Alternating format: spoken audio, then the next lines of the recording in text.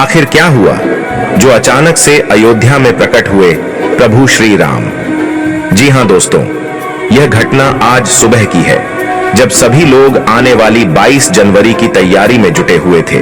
क्योंकि हम सभी जानते हैं कि आने वाली 22 जनवरी को प्रभु श्री राम की प्राण प्रतिष्ठा होने वाली है, जिसमें न सिर्फ अयोध्या नगरी बल्कि संपूर्ण भारत में ही 22 जनवरी को एक भव्य त्योहार के रूप में मनाया जाएगा। और उसी के चलते चारों तरफ खूब सारी सजावट व जोरों शोरों से तैयारी चल रही थी। लेकिन इस बीच एक से एक घटनाएं भी अयोध्या नगरी में घट रही है, जिसमें सर्वप्रथम गिद्धों के झुंड की घटना देखी गई, जिन्हें जटायु जी का रूप बताया गया था।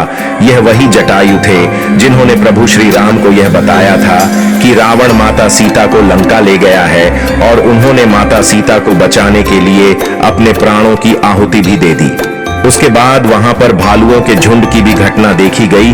जब अयोध्या में बहुत सी जगह पर भालू के झुंड को देखा गया तो यही कहा गया कि वह जामवंत जी के अवतार हैं।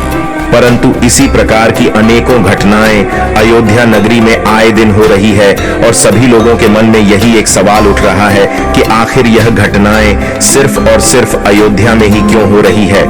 दोस्तों, प्रभु श्री राम परम पूज्य भगवान है, जिनका मानव ही नहीं बल्कि देवी देवताओं को भी युगों से इंतजार था, और वह समय अब निकट ही आ चुका है जब 22 जनवरी को प्रभु श्री राम की राम मंदिर में प्राण प्रतिष्ठा की जाएगी। लेकिन उससे पहले जो घटना वहां घटित हुई है, उसे देखकर सभी लोग चौंक गए हैं कि आखिर यह संभव कैसे हो सकता है। दोस्तों, जिस समय प्रभु श्री राम वहां प्रकट हुए, तब तमाम भक्तों की भीड़ अयोध्या राम मंदिर के पास जुट गई। प्रभु श्री राम को प्रकट होता देख सभी लोग उनके आगे नतमस्तक हो गए, क्योंकि यह बहुत बड़ा चमत्कार था कि स्वयं प्रभु राम अपनी प्राण प्रतिष्ठा के लिए अयोध्या में प्रकट हो गए, और वहां मौजूद सभी लोगों की आस्था भी प्रभु श्री राम के प्रति बढ़ गई। दोस्तों, अब आप सभी के मन में यह सवाल चल रहा होगा कि आखिर प्रभु श्री राम प्राण प्रतिष्ठा से 2 दिन पहले ही प्रकट क्यों हुए, और उनका प्रकट होना किस बात का संकेत है। तो हम आपको इस वीडियो में यह सभी सवालों के जवाब देने वाले हैं। लेकिन उससे पहले अगर आप भी पक्के सनातनी हिंदू हैं तो चैनल को सब्सक्राइब करें, वीडियो को लाइक करें और कमेंट में जय श्री राम जरूर लिखें, और सभी सनातनी हिंदू भाइयों को यह वीडियो शेयर जरूर करें। दोस्तों, प्रभु श्री राम को 14 वर्ष का वनवास हुआ।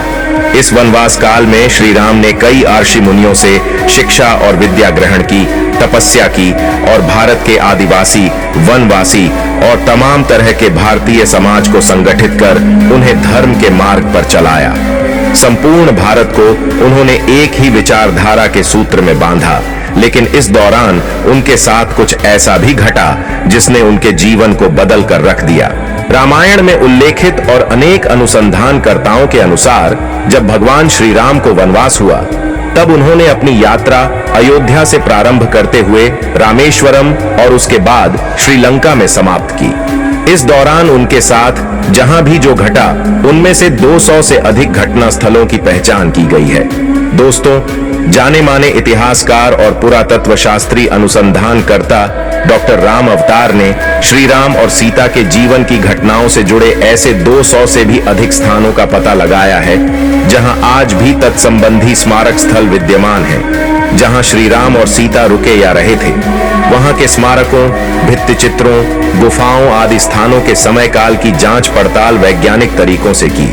दोस्तों, श्री राम द्वारा जल समाधि लेने की घटना को हिंदू दलितों का धर्मांतरण करने वाले आलोचकों ने आत्महत्या करना बताया।